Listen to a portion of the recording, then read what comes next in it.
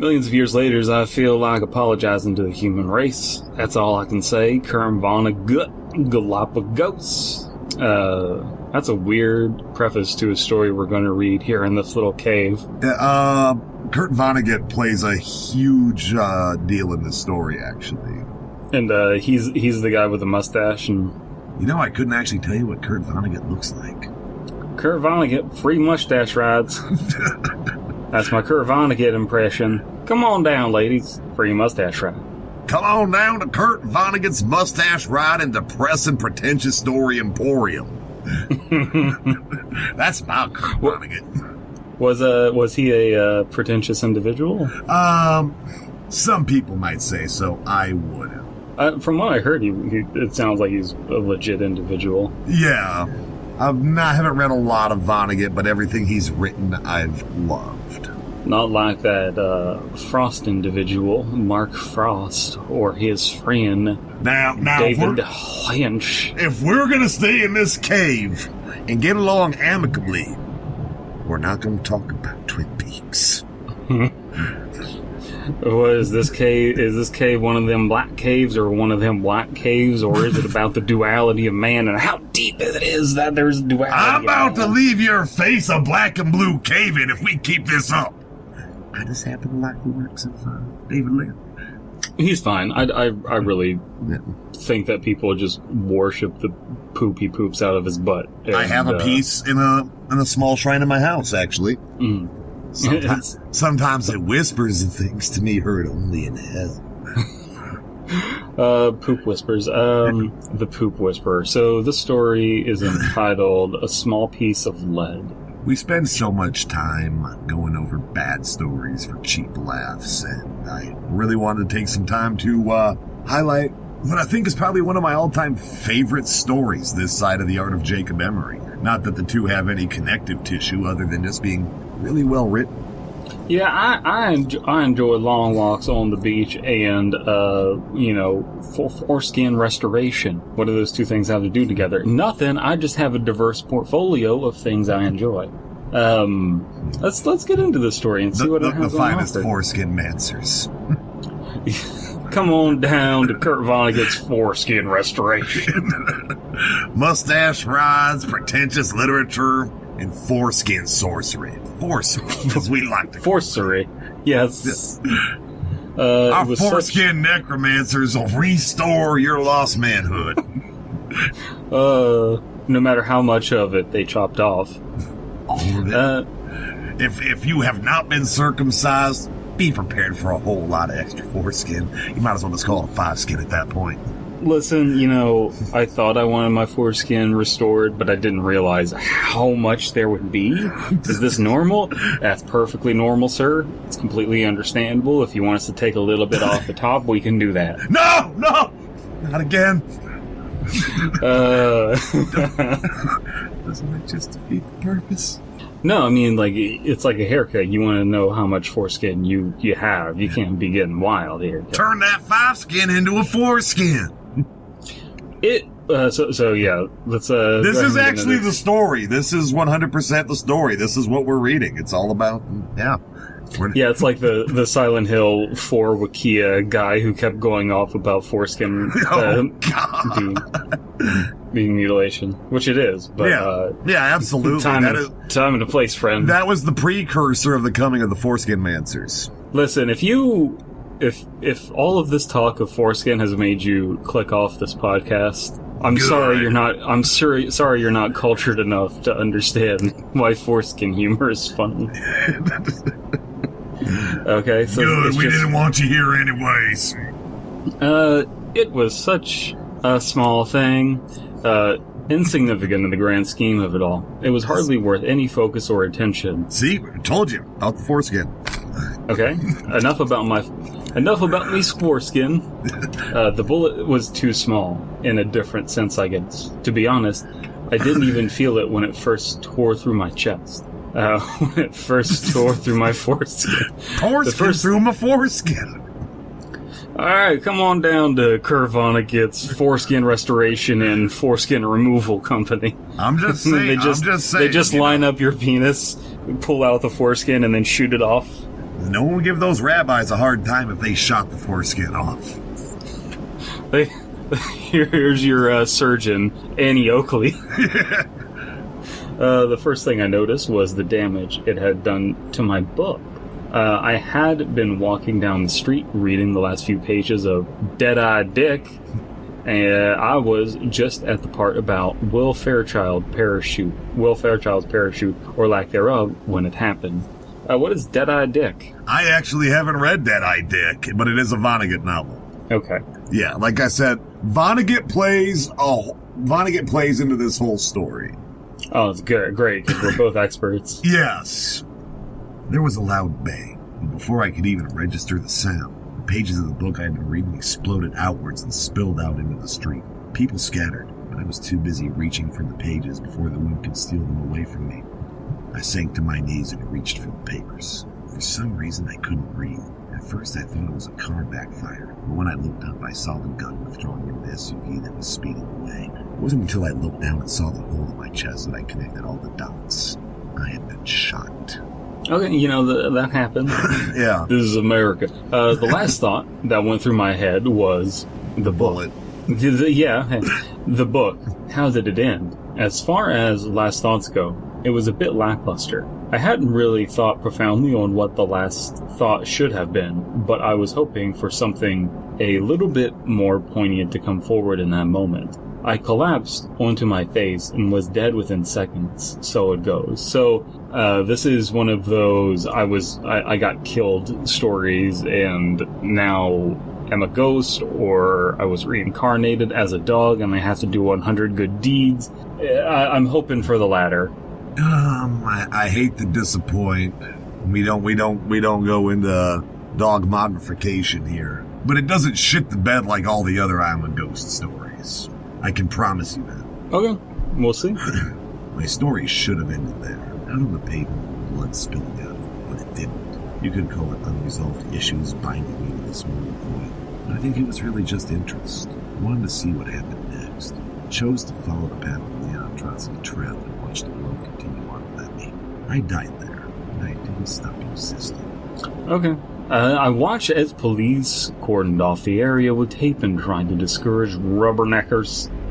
Tried to discourage bushwhackers from walking over my body. I immediately threw my arms up in the bushwhacker dance. It didn't work. The sidewalk was crowded with people trying to see over the shoulder of the police that were on the scene. The police tried to get witness statements, but nobody had anything noteworthy to say. They just saw a black car speeding off, and that was it. The weight of it all slammed down on me like 1,000 bricks. Exactly 1,000 bricks. No more, no less. 1,000 uncircumcised dicks. Oh God, that's way too many dicks. Way too many dicks.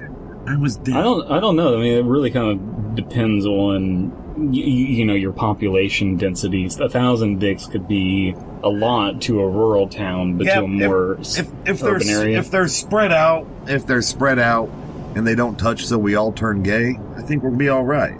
What I'm worried about is the more densely urban packed dick population. Well, if they're spread out then and they don't touch, then it's not gay. But exactly, if there are a bunch of them all at one area, if you pass a threshold like 6 or 7 dicks, that's getting pretty gay. But when you hit 1,000, that's just prison gay, and it stops being gay altogether. Okay, so there's just like this uncanny valley of dick density. I don't know if that's true. Okay, and I lost my point. My part. Oh, I was dead. I lingered there for a few hours trying to make sense of it all, but I couldn't piece it together. How did this happen? How could this happen? I wanted to do so much I needed to do. I had a family. I broke down only a few feet away from my body. It had been there a while I was crying, then I shivered. So this is one of those things where you just have to accept, like, look, we're dead and we're a ghost and we're lingering around. There's no getting around that. You're not allowed to, really question that.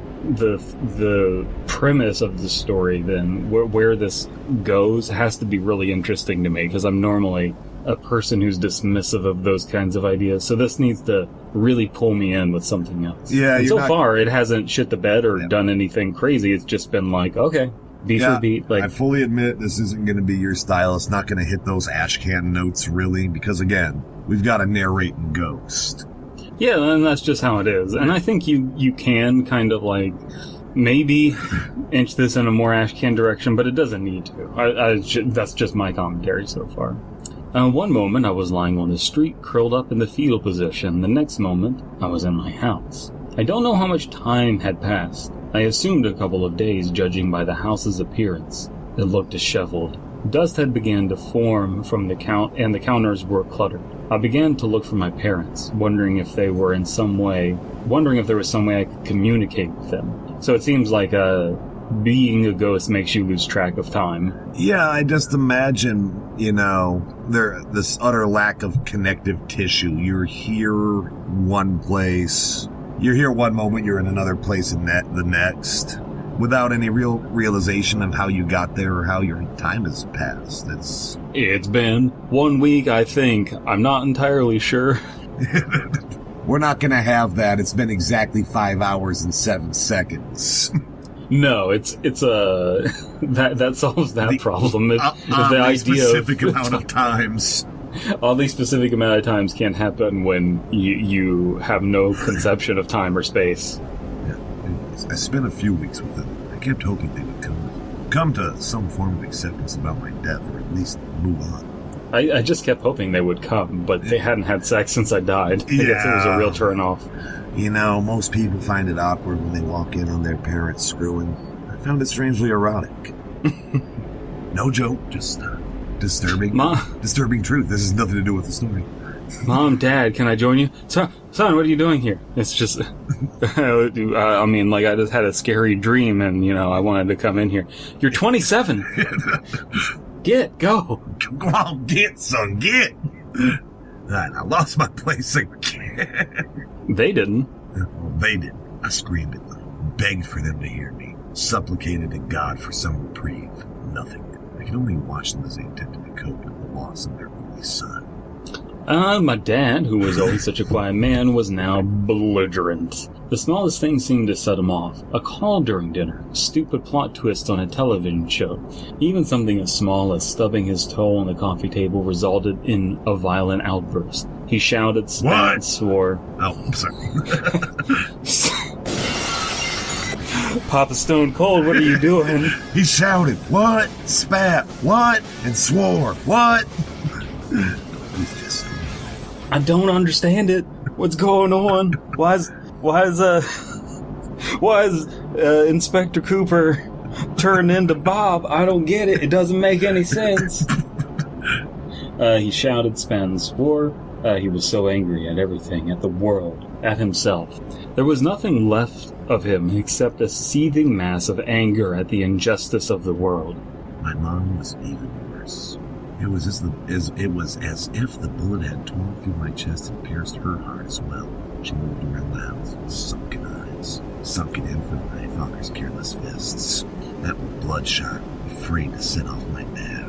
She tried to keep herself together around him, but it was obvious to both of them that she was nowhere near okay. She cried and spent most of her free time in my room, curled up on my bed, weeping like the world's most depressing pet. So, I would say that this writing has... I think that this story has been done before. The thing that's going to make it interesting, if it is the set dressing and the execution of the writing. And I would say that this isn't getting flowery, but it is using unique word choices and decent visuals. The idea of like sunken bloodshot eyes and the rule of threes is being followed. A call during dinner, stupid plot twist on a television show, and stubbing your toe on the coffee table. He shouts, spat, swore. Like these rules of three, like really illustrated how the dad is acting. The mom has like good visuals. The idea of like the bullet piercing her heart as well. That's good stuff. I'm just hoping that there is something specific to the plot. Oh, there is. And okay. I think you'll be quite pleased by the time we get there. My room had become a shrine, with my mother being the only supplicant. I don't know the definition of the word supplicant. I'm going to Bing the definition of the word supplicant. Supplicant, making or expressing a plea, especially to someone in power or authority. So kind of like worshiping it. Okay. Yes. Again, it's a shrine just attributed to a church scene with the gilded piece of David Lynch's shit, much like I keep and supplicate myself towards for divine inspiration. Supplication, all that I see. David Lynch's shit. Absolute genius. Nothing in my room was touched. Nothing was moved. She spent hours crying into my bedspread when she knew my dad was out. She spent hours going through my mountains and mountains of foot fetish porn. It's the story of a mom who cried a river when her son was shot. And though she looks so sad at the photographs of random ladies' feet, I absolutely love it when she finds my spunk stains. It only served as a monument to her all-encompassing sadness. I tried so hard and got so far to make my words reach her. I was still dead. But they were as insubstantial as the wind. I wanted to tear apart my room, hurl my Vonnegut books against the wall, anything to see ease some of my frustration. But there was nothing I could do. There was nothing I could do. There was nothing. Despite all my rage, I was still dead due to a bullet. A ghost in my room. Oh, sad days. I left them a few days later. I couldn't stand to be in that mausoleum any longer. I couldn't see my father spend another day consumed by his rage at the injustice of the world, or another night of my mother crying herself to sleep curled up with the toy I used to play with. I couldn't bear another second with them as they spiraled in depression. Call me weak if you want, but I'm dead. Your words can't hurt me now. No, my only option was to run. I couldn't help them. I had no intention of seeing self-destruct. It was then that I made up my mind about what I needed to do. I needed to commit a school shooting. Oh, wait, I'm dead. There's nothing I can do. Gun violence only perpetrates gun violence. Ghost-on-ghost gun violence is never the answer, kids. I could visit my friends. The chances were good that it would only make me more depressed. I could go visit the girls I had a crush on and never told, but what would be the point of that? I had to find him. So that's a good question. What happens to your sex drive after you become a ghost? And if your sex drive continues, could you go and spy on the girls in the girls' room, or is there like a limited area where you can be found to? You know, I have no idea. Also, what happens when you get ghost horny? I think that's where you get the ectoplasm. I think the orbs is just fucking ghost jism arcing across the fucking FLIR cameras there. Then the girls' rooms must be like ladies' locker rooms and stuff have to be filled with just ghost jism. He causes all the shower clogs. I had to find the man who shot me from that black SUV and left my parents emotionally crippled. At the time, I didn't know what my intentions were, but now I think I knew what I wanted to happen all along. I wanted justice. I wanted retribution. Retribution! Okay. It didn't take too long to find him. I don't know if it was some bond we shared, or just dumb luck. I'm used to myself that Vonnegut must have been right when he proposed the Vulcanist idea of Karas in his book, Cat's Cradle. This man and I were intrinsically linked. As soon as I saw him, I knew that I would be with him until the day he died. So do you want to, explain this Karas, this Vulcanist Karas? I can't because I haven't read Cat's Cradle either!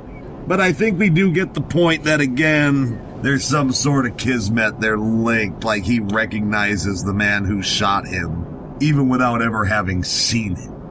Okay. Don't know how to feel about weird references in that, but who knows? Okay. He looked nothing like I imagined. If anything, he was younger than I was. He looked like he wasn't a day over 16. If he had acne, he even had acne, for God's sake. He was thin and lived in an apartment complex with his mother. She was a single mom, so she spent most of her time at work, giving him free reign over their tiny apartment. He spent most of his time in his room listening to rap. Why don't you do cool productive things like read Kurt Vonnegut instead of listening to rap? The hip and or hop music. I spent most of my days watching him in confusion. You want to do this one, or? Yeah. How could this teenager have killed me? For what reason did he have to pull the trigger? Bang, bang, bang. Pull my double trigger. I pulled on. Bang, bang, he shot me down. Bang, bang, I hit the ground. Anyways, I don't even have jokes for this story. It's a bad choice if you're looking for comedy. I just really enjoy this story. And with where we're going next, ladies and gentlemen, I want to have some small glimmer of positivity to carry in my heart for the wretched abode of darkness we descend into next. Okay, I spent my first week there following him everywhere and watching him, waiting to see some form of remorse or regret for his actions. He gave no indication that my death had impacted him in any way. He hung out with his friends, who looked like a bunch of suburban teenagers playing at being gangsters. There was one interaction, and that has been burned into my memory. Him and his friends were near some power lines and playing the pass-out game. That's what they were doing. He had a friend over, and they were both in his room, crowded around his window, taking turns passing a joint back and forth. With each inhalation, both erupted in a flurry of coughs, betraying their obvious attempts to mask their inexperience. They were both sufficiently stoned. Is anyone ever sufficiently stoned? I would say that Jesus was sufficiently stoned because he had to be crossed afterwards. His friend started in on him sufficiently stoned about the drive-by. How did it feel to pull the trigger? Yeah, now for the fun part. Who gets Have fun. to say, yeah, oh, thanks. I just said pull the trigger. Yeah. Bang, bang, bang, pull the trigger. Now you say... Oh, Hulk Hogan, we coming for you? All right. Come on. A statement made awkward considering they were both lily white. If it was a twitch of the finger, nothing more. But you could get caught. I mean, you killed... My murder interrupted. Cops ain't gonna do shit. Just another drive-by, another typical Sunday. As for the punk I capped, his dumb ass was in the wrong place at the wrong time. It was part of the initiation, right? Now the others will know we're serious.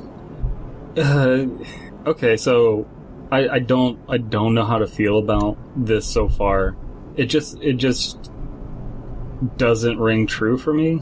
Like, I have known many wiggers in my life. I really have, but in private company, they don't usually pretend this way. I don't know what I'm saying. It's weird to me. I don't know if it's the story being uncomfortable or what, but... Yeah, I don't know. It's one of those... I've had some moments among close and personal friends with words I'd rather not say, or definitely repeat. Well, it's not so much the N-word, it's more just like... Well, the characters fronting that hard is uncomfortable, but I don't know if that's real. I look at it like this, right? They're both posers trying to act hard. This kid just killed a man. He's probably fucking traumatized by it, even if he's not showing it. He's definitely not going to show it in front of his friend, you know? Yeah, we'll see if that's... He's dialing up the bravado and the machismo there. We'll see if that's, like, bared out in the story. I hope it is. That was the end of that. The end of it. They tried their best to air the pot smell out of the room, but the words he spoke hung around me like a malicious miasma. His words echoed around in my brain, beating and tearing into me. I made myself a promise as I stood there watching them joke and laugh. I would return the favor. I would drill my words into them like bullets through his chest. Every night, as he lay in bed, I glided up to his sleeping floor. I bent down and whispered in his ear. I whispered of the horrible fate that awaited him. You're going to pee the bed. You're only going to hope it's pee, but it's not. You're going to pee the bed, He-Man. Nah! And now I do have to lapse into, my Dr. Mulligar for this one. I murmured my murderous machinations to him throughout the night. That one's a bit too flowery. It's a... Yeah, it's a little fucking flowery at this point. I forgot about that. I also forgot about the soft A-N word. which I am profoundly saddened by, and you can expect me to apologize to anyone that was offended profusely. I'm sorry. All right. I intimated my intentions of what I was going to do once he died and entered my plane of existence. I was going to tear him apart, limb from limb and piece by piece. I was going to turn his afterlife into hell because I couldn't impact it in this life. I whispered throughout the night to his sleepless form. Much like my previous attempts at communication, it failed. He gave no indication of having heard me, but that did not stop me from doing it. It was a cruel compulsion. I was dead and bored. I was dead bored. It gave me a reason to exist. I spent the days haunting him and thinking of wretched words to whisper to him at night. Po-po-pee-pee. Yeah, what do you mean, like, words to whisper at him at night? Like, is there really anything that you're going to, like, traumatize him with at night? I guess, like, if it's, like, you killed a person and that's fucked up, but, like, wouldn't you, like, spell that out in the story? Well, like, I told him I don't think they want to keep things. Yeah. What they were, I dare not speak of. I just don't think they want to go into detail. We got a taste of it, and it just probably got more and more graphic, I'm assuming. Maybe. I don't know. Okay. The change was almost imperceptible at first. I had been whispering his sins into his ears for a week now. I was just about ready to give up and resign myself to my fate in heaven. On the 8th night, my killer rolled over in his sleep, and I heard the faintest sound. It sounded like a whimper, some pain response to my tireless labors. That one action, that one sound caused me to redouble my efforts. Was I able to reach him somehow? I managed to intimate a message to someone. I was ecstatic. Maybe with time I could learn to control this gift. I had to keep talking to him. I had to keep tormenting him. The thought never crossed my mind to return to my parents and attempt some form of reconciliation or help them move on. I was too busy with the man who had put me in this position. I think that's my greatest regret in all of this. I had an opportunity to try and help my parents move on, but instead I chose to torment my killer. I definitely relate to the idea of, like, having regrets and whatnot. Yeah. But I think that this kind of explains the problem of putting a story in past tense, is like, especially with how it does that. But yeah, where it's just like, you know, I regret. Like, this is the proper time to mention that you regret telling your parents that, but at the same time, it kind of becomes a little too on the nose of, like, revenge isn't worth it, blah, blah, blah. I don't know. I kind of think that line should be left more to the reader's interpretation than spelled out like this. You know, we don't have to say it. That should be something in the back by the time we reach the end of the story and what happens. Yeah. It should have been one of those lingering questions of, how do we, what if he had just done this instead? Yeah. Yeah, but I'm kind of giving it away at this point. Alright. As time went on, he began to sleep more fitfully. He would toss and turn as my words echoed unheard into his ears. He began eating less and less. He would pick at his food, enough to trick his mother to believe he was eating. He began to grow thin. Still, I whispered, "My midnight maledictions," to him. Is that what he's doing to him at night? Just, like, doing really obnoxious poetry in his ears? Yeah, he's reading this story. He stopped hanging out with his wannabe gangster friends. Oh like my God. Kid. I just realized this is what's going to happen, right? When I die, it's just going to be a Bisme passing me more and more scripts for Dr. Moligar. No, it's going to be a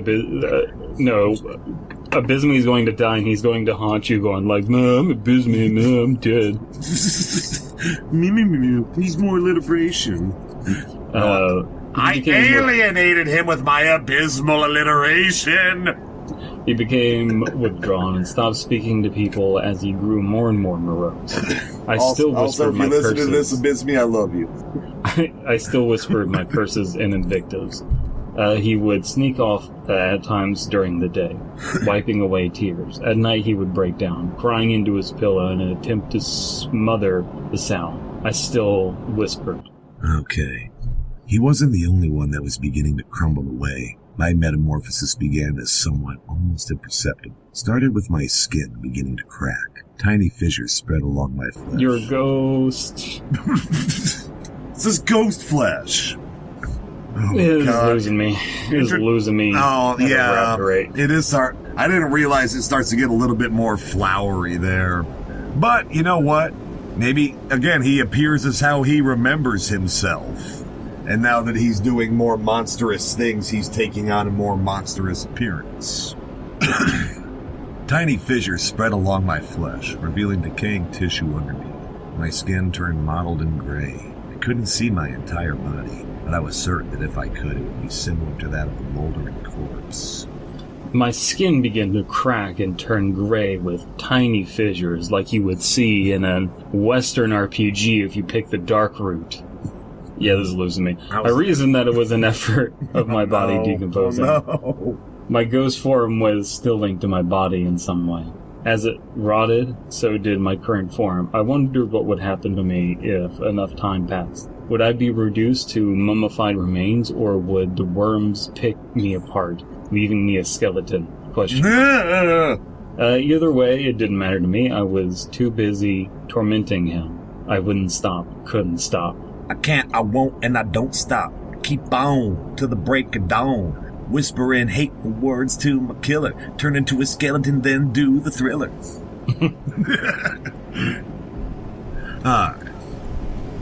I continued my malevolent midnight mattress. Okay, I want to point out, it's been a while since I've read this.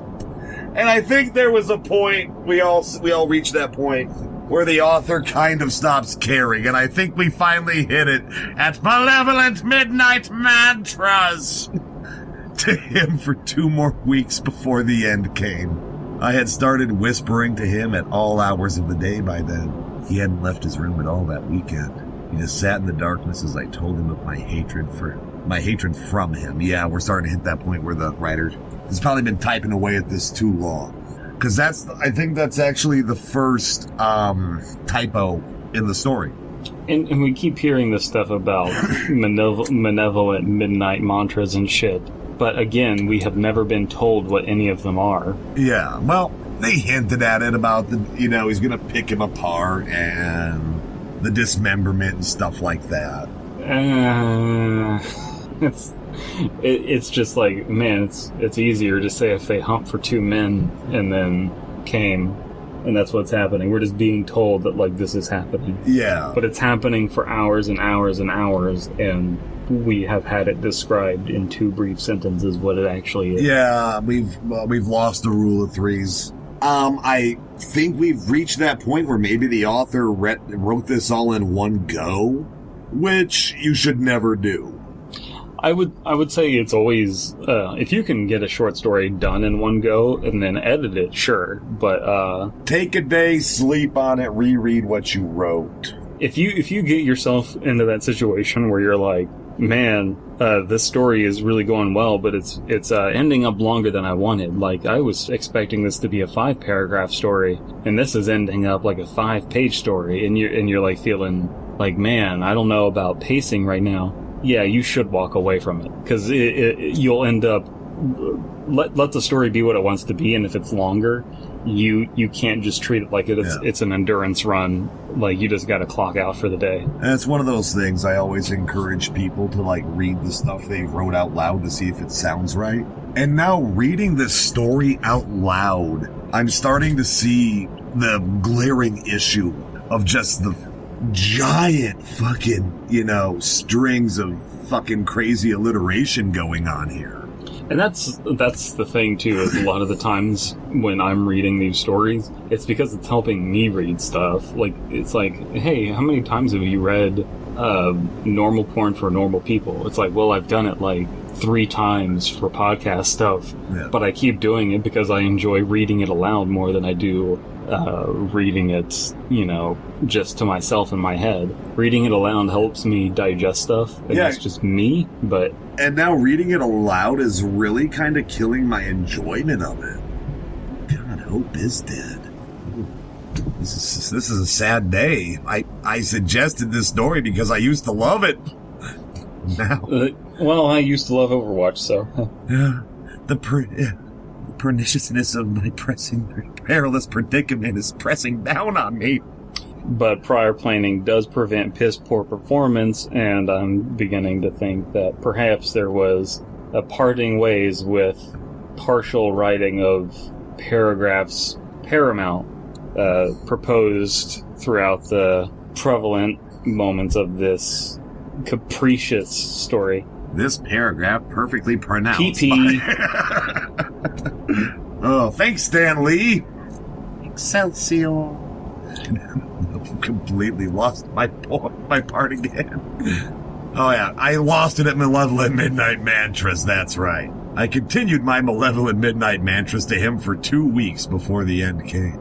I started to whispering to him at all hours of the day by then. He hadn't left his room at all that weekend. He just sat in darkness as I told him of my hatred from him. That's where I lost it right there. And how it would be better if he died. Upon uttering those words, the floodgates shattered. My words couldn't reach him, but maybe my sentence did. It's just sending hateful vibes. Yeah, he shot up from bad vibes only. Yeah, he shot up from his bed as malevolent mantras only. He shot up from his bed as if galvanized and began tearing down posters, throwing his stuff around the room, and venting his emotions. It's not that he was hearing what I was saying; he was just listening to Break Stuff by Limp Bizkit. His mom heard the commotion and began knocking on his door. He ran across the room and locked the door before she could open it. She asked him what was wrong, and that was when he began his confession. This is your confession. I pack a chainsaw, Mom. I'll skin your ass raw. A what? Oh, you're doing Break Stuff by Limp Bizkit. No, it's like the mom was like, a what? Yeah. I don't remember any other words. It was a completely other song where... No, the mom is just saying, a what? A chainsaw! A what? Oh! A motherfucking chainsaw! What? I'm so distracted by my newfound dislike of this story, I didn't realize we were doing Stone Cold. What? Well, this is a... gas-powered tree mutilation device.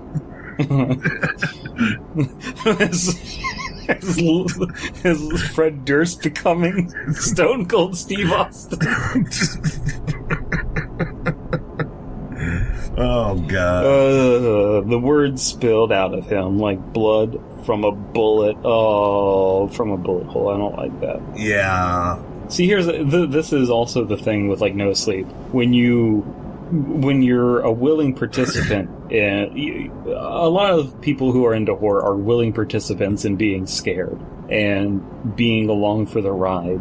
And it's the same thing with, like, smutty fan fiction. Like, it's will sometimes lack the clarity of writing because people just want something out of it. And what people want out of this is revenge fantasy. Mm-hmm. And so you kind of like skip over the story's problem because it is the revenge fantasy and you want that aspect. Yeah.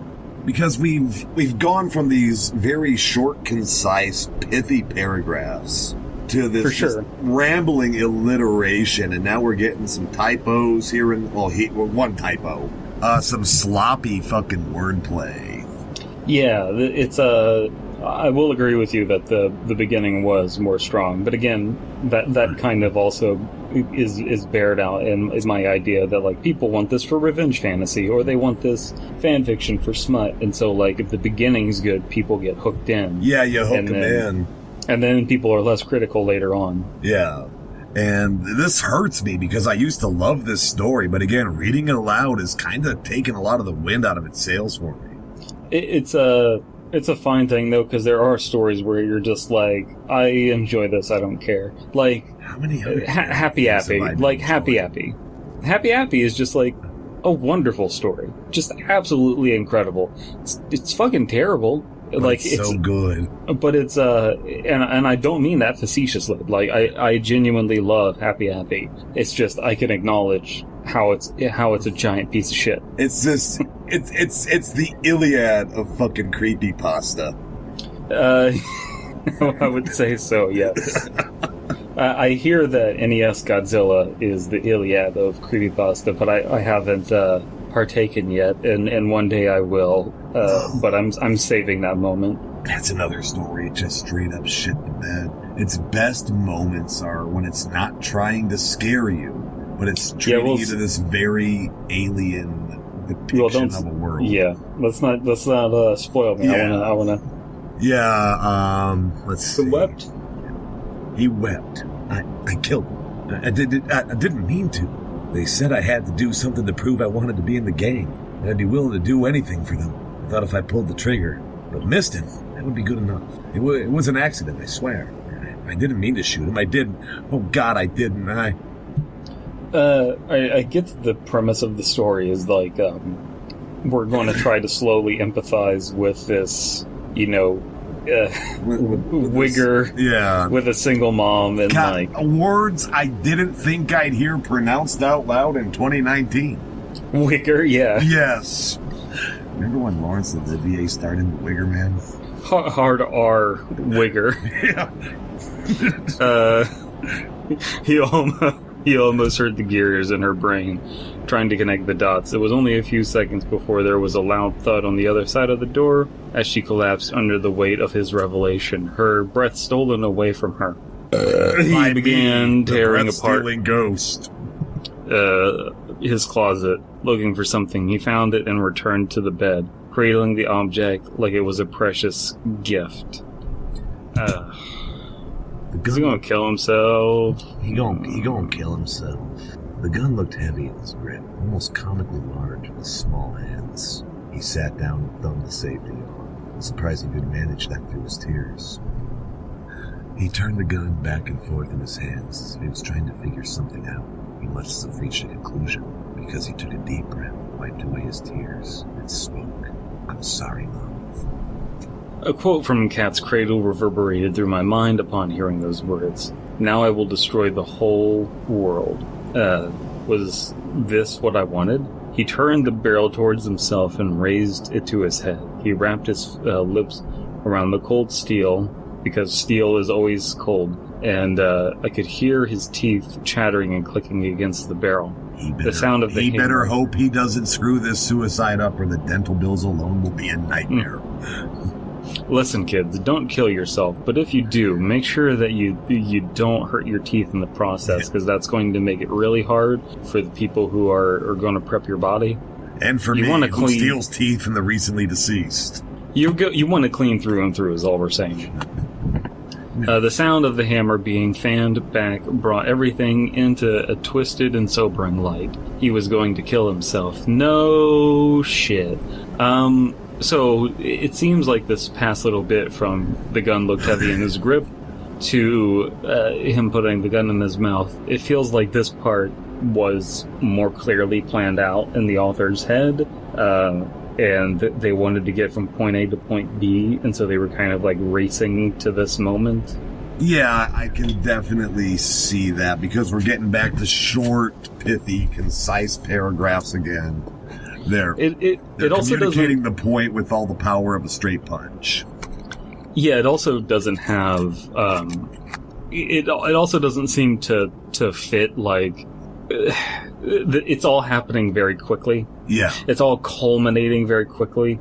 And it feels like it was. The pacing was weird because it was more of a slow burn at the beginning, where there was like a lot of, okay, what's the point of this? Blah, blah, blah. Like. And it would have been fine if it just kept up that snail's pace, but it feels like this has kind of been a tonal shift where now everything has been kicked into high gear. And I know we have been fucking with the pacing by throwing jokes in there. That's always a possibility, that it's just us dicking around. Yeah, like I don't mind the pacing shift for everything happening very fast, because when shit happens, it happens very fast. Yes, and that's the thing I struggle with, though, as an author, though, is trying to, if shit is really happening quickly, how do you communicate, like, that you understand the pacing has, like, shit the bed and on purpose, and there's just this, it doesn't seem as thoughtful to me, and I know that that's a vague way to put it, but I do feel that this is a let's sit down and get this finished in one sitting. Well, again, like coming from your ashcan background there, the best way to communicate that shit's going down and it's getting very real very fast, you're not as descriptive. You're firing it off. You're just trying to tell the event as fast as it comes to happen and still communicate it clearly. Yes. Yeah. Yes, especially if there's some sort of twist near the end that just, like, really quickly catches you off guard, and then the story just ends like that. That's also a possibility. But I feel like this, obviously there's more to this story, so. Yeah. If a monster pops out and it starts chasing you, you're not going to spend several paragraphs describing the monster that's chasing you. It's going to be a couple of quick paragraphs of how you ran, how you fucking hid. Yes. And then reflecting on it later, the horror of it. Yeah, that's an important thing to mention, is how you can describe something very vividly without making it seem like you're taking time to fetishize the monster. And there are ways to do it. I think that it's just a difficult thing. That's not what's happening here at all, but that is an interesting point. Yeah, it's something that, you can still fire off the danger and the horror of the scene of the creature or whatever have you, of the event, by ruminating it on it in follow-up paragraphs after the event. You can look at something like the closet scene from Silent Hill 2, where you get to see Pyramid Head through the perspective of, like, being trapped in the closet. Like that kind of thing, where you can get very close to the monster without the monster seeing you. Yeah. That's a good way to do it. Obviously, that's not in terms of just straight literature. That's just the thought I was having. Yeah. Anyways, back to the story. Okay, now where the f were we? I should have felt happy, but all I felt was sickness in my stomach. My ghost stomach. I felt like there was something lodged in my throat. No amount of swallowing could dislodge it. That's another point where it's losing me. You're dead. Stop describing physical actions. It would be one thing if they just, like, had clear rules about it, where it's like, no, they could. It's ghosts. They can do anything. Yeah, ghosts can do anything or something like that, but it's just like, it's continuously physical actions. Yeah. I didn't want to see this. I didn't want to know that I had caused all this. I turned to leave, but there was something in my way. It stood in front of the door and blocked off my retreat. This is so weird, though, because it's just like, the narrator is not mentioning the fact that they have this instant regret. Like, that's one thing that's real, though, is just like a situation where it's like, ooh, shit, I didn't actually want this. Oops, yeah, sorry. It's that caveat emptor moment, buyer beware. But the story kind of isn't addressing it. It's just like, I didn't want this, Yeah. Like, I just never wanted this kind of thing. It's like, well, you wanted it up into this moment, but you're... Yeah, it's that instant regret of realizing what you're, realizing what you paid for. Yeah. B, the being was hard to describe. The best explanation I could give was that it was all staticky and blurry. Shut the fuck up. I couldn't make out a definite form, but it seemed vaguely humanoid in appearance. The air around it shimmered like it was looking at hot asphalt on a desert road. Good visual. I didn't have much time to explain it, as it spoke as soon as it was sure I had seen it. It's too late to turn away now. Watch what happens next, knowing that there is little to no difference between him pulling the trigger and you. I'll take the next one just because that was so damn short. I felt myself being turned towards the boy on the bed. I didn't see the entity move, but I could feel it exerting its influence over me. Why does there need to be an entity? You'll see. I couldn't turn away. I watched as he struggled to breathe around the gun in his mouth. His mother's wailing drowned out his whimpering. He closed his eyes and I knew what was coming next. I couldn't turn away. I couldn't shut my eyes. How do you have eyelids? I couldn't shut my ghost eyes. I stood over his body. It was pitch back over his bed. Pitched back over his bed. There was a small dribble of blood coming from the wound. He twitched spasmodically as the little spark of life he had in him was extinguished. What a life to have lived. I heard his mother ramming we truly the door lost the cure for cancer that day. in an attempt to break through and reach him. It was too late for him. He was gone. It was too late for me as well. The staticky figure approached me, and I knew that my time here was almost done. I just had one last question I wanted answered. How did it all end? I meant the book. Dead-Eye Dick. After all this time, I still wanted to know. The transparent being shifted, and although I couldn't see its face, I knew that it was smiling. It told me how it ended, and I wept bitter tears. Why would this entity know how Dead-Eye Dick ends, and why would you assume it knows how Dead-Eye Dick ends? Staticky entities normally don't read Kurt Vonnegut. You don't know that. I mean, we clearly didn't read Kurt Vonnegut. We didn't read it. Maybe Kurt Vonnegut is the preferred author of staticky entities. So, like, this is all leading up to this moment. This is the climax of the story, and it's like, it doesn't mean anything if you haven't read Dead-Eye Dick. No, it does come around in the end. Do they? What happens in Dead-Eye Dick? We have the ending to Dead-Eye Dick. Well, the last line at the end of the story. Okay. So yeah, spoiler warning for this story. It spoils another story. Great. Why didn't we read that story instead? We might be here a little bit longer. Yeah. Never reference a better story in your story. It's only when you make people think of that story. If you want to reference something, there's a lot of other stuff you can reference that's going to be more efficient. You can write a lost episode thing and reference episodes of that. You can read Dead Bart and reference, The Simpsons, and that's fine. Yeah. But if it's the same thing, then... It's like, I've read some Vonnegut. Not as much as the author. I'm going to get so much hate for this by my pretentious fucking literature friends. I used to play bass for pretentious literature friends. Then until I was thrown out for not having read Kurt Vonnegut. Alright. It told me how it ended, and I wept bitter tears. I told the thing I was ready. His form shifted with what I assumed was a nod. I was ready to leave this world. I felt myself floating and let myself be taken. I sank into myself and began to weep again. I thought I wanted revenge. This all felt wrong. I had taken his life just like he'd taken mine. The only difference between us was his intention. He hadn't meant to kill me. I had wanted to kill him. How do you know that? That's just what he said.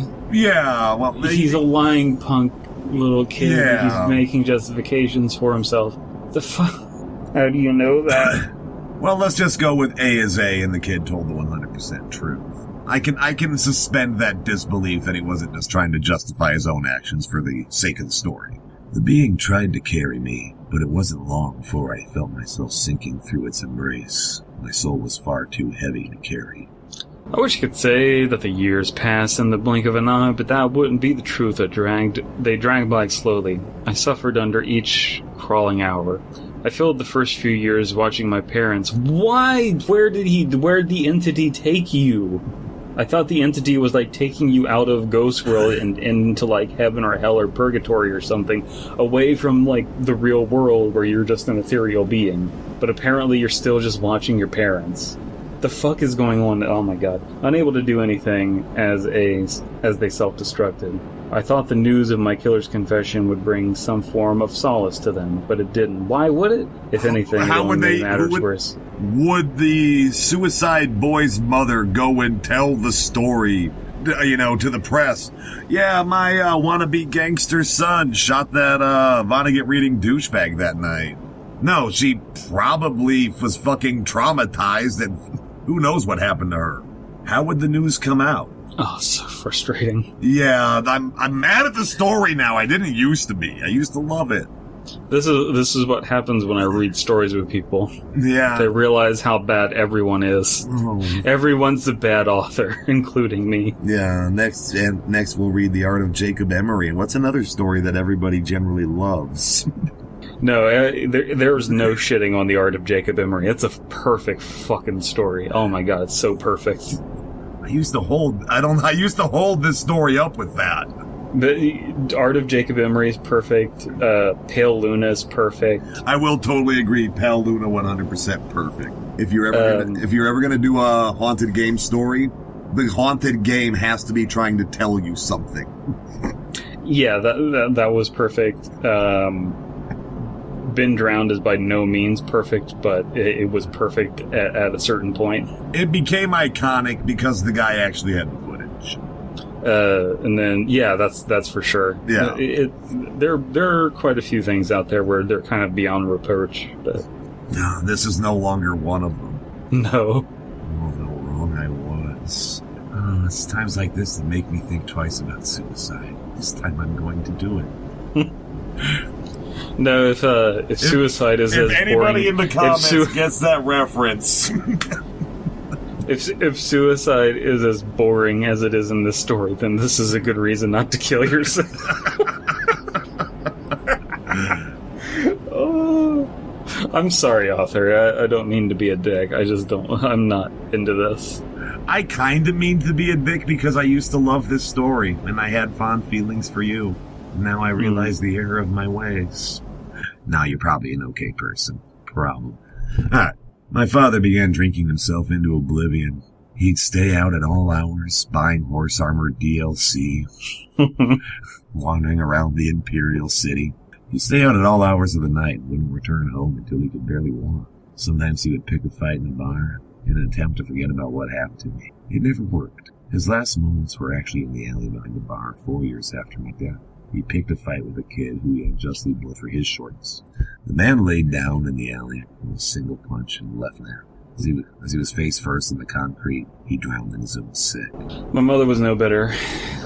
My mother's end was no better. The news of my father's death was too much for her. She survived a few months after his death, but her heart wasn't in it. She swallowed a bottle of pain medication left over from an old surgery. She spent her last moments on my bed, waiting to overdose with the old sweater I used to wear across her lap. As the end approached, she reached out as if she could see me standing only a few feet away from her. She couldn't. If she did, she would have cried out in terror. Oh, she crashed the fentanyl-powered Fentmobile into a tree. Yeah, apparently. No. I had deteriorated so much by that point that I wasn't even recognizable. My stomach had become tumescent, and my flesh began weeping a milky substance. My eyes had completely withered in my head, but I can still see. My skin has become leathery and cracked, but I can still feel it. The worst part of it all is, I know I'm stuck here. The afterlife has been barred to me. I'm trapped here, enough to watch the world I no longer care about. I'm still trying to give this story the gravitas it used to hold in my heart with my reading. I don't get it though. Like, the idea. So that's an interesting concept. The idea of like you fail a test and then you're barred from the afterlife and you just have to like wander around a ghost. You see, but I'm gonna draw one of the weirdest fucking comparisons. Right? It was my headcanon ending to Death Note of all fucking things, where anybody who uses the Death Note can neither go to heaven nor hell. In my head, the perfect ending would have been if Light had just been forced to watch the world revert back to its old ways without him being able to do anything about it. No, that'd be good. Yeah. Yeah. That's a pretty interesting idea. That's just like in my head. That's how I would have loved for that to have ended. Yeah. Oh yeah. Spoiler alert for Death Note. Spoiler alert for Death Note. Light gets fucked. He gets got. And so does L. And then the show continues for some reason. Yeah.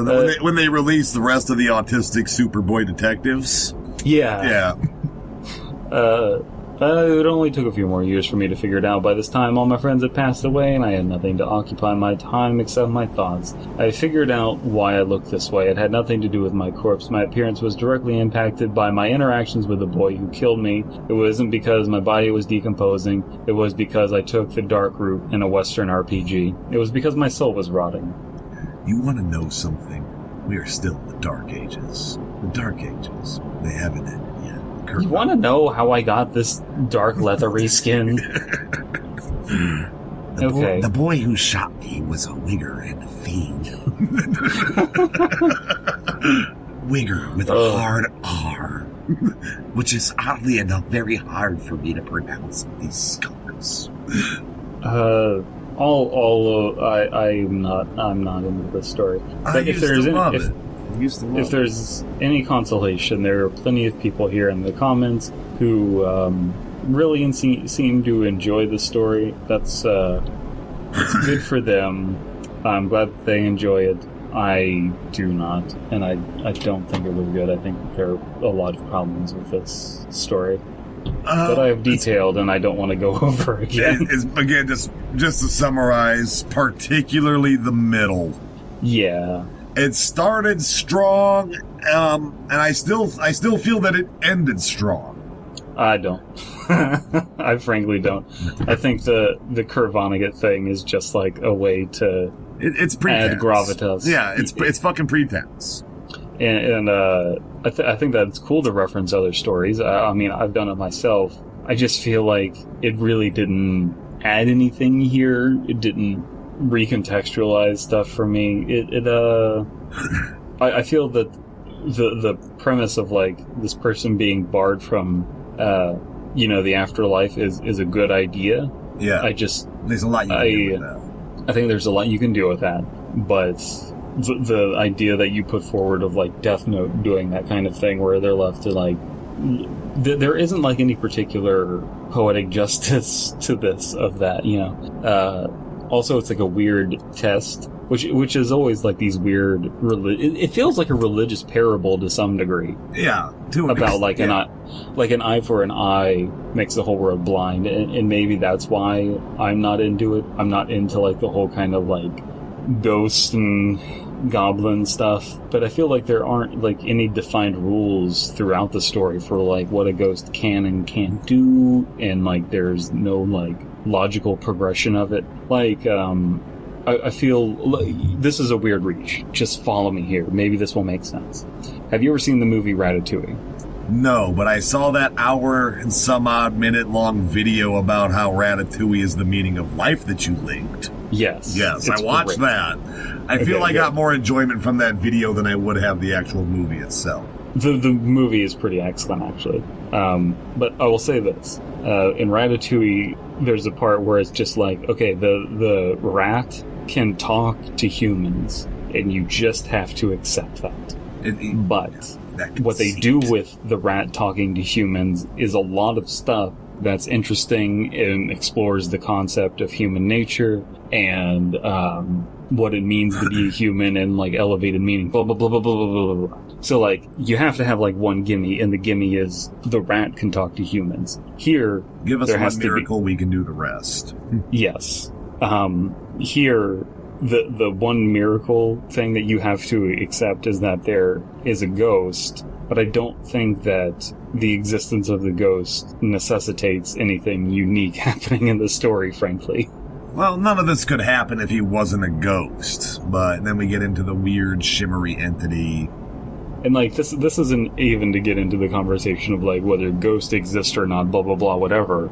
It's just, if they do exist, there's got to be, like, some binding rules, like, and from a literary perspective, there has to be some sort of rule set, and I'm not particularly invested in the rule set here, if that makes any sense. Well, it's not clearly defined. Why is he still equating everything to human senses? There needs to be something else to differentiate. Yeah, this guy's fucking dead. He's a ghost. And I know that I'm being very hard on this. There is plenty to like here. There really is. It's just there is so much that specifically turns me off about this story. Yeah. I just remember liking this more. Yeah, that'll happen a lot when you read the story with me. But every once in a while, I went into this with an open mind. I just didn't enjoy it. And I went into this having loved it when I read it like 4 years ago. So much so that the story, it sticks out in my mind. I remember it being better. And other people love it, 10 out of 10, fantastic. Love the quotes at the beginning and end. Congrats to being the best, the pasta of the month. You deserve it. It was amazing. Read it, truly loved it. Absolute pleasure to read from beginning to end. Wonderful job. Phenomenal story. 10 out of 10. 100 out of 100. I'm speechless. Beautiful, sweet. A few paragraphs I thought the storytelling skills were good, but now I feel like this one's the best. Like, you're not alone in thinking this. Just 13 out of 10 people just praising the story to high heavens. But, didn't do it for me. There's a lot to like here, and I still stand by it. It was mostly I don't remember it dragging that hard in the middle, and I definitely don't remember all that ridiculous fucking alliteration. Like, it's one of those points where it honestly feels like two different authors. Because we hit that bit in the middle where it drags, it goes super fucking flowery with the wordplay. And then it goes back to being short and concise. You know what it reminds me of, and this is very derogatory, but it's funny and true. When you read a smut fan fiction written by someone who isn't old enough to have had sex, and it's like fluffy, like romantic stuff, and then they actually get to the sex part and they like skip over because they don't know what it's like. Yeah, it's like, all this build of how strong the relationship is, and they boom, the end. Yeah, there was someone in the comments who mentioned they hugged aggressively. They hugged their penises together, and then a baby was born. Where was this? I saw some comment. This is an amazing pasta. Reminded me of an old Twilight episode episode on steroids. 10 out of 10 by Luco 433. There is a Twilight Zone aspect to this kind of story. It is like weird fiction, but again, I feel like it's not a good Twilight episode. There are bad Twilight episodes. There are some bad Twilight Zones out there. Anyway, five characters in search of an exit, anyone? Hopefully, we can exit this cave, and hopefully the sandstorm will have ended. I don't hear the root out there anymore. No more Darude.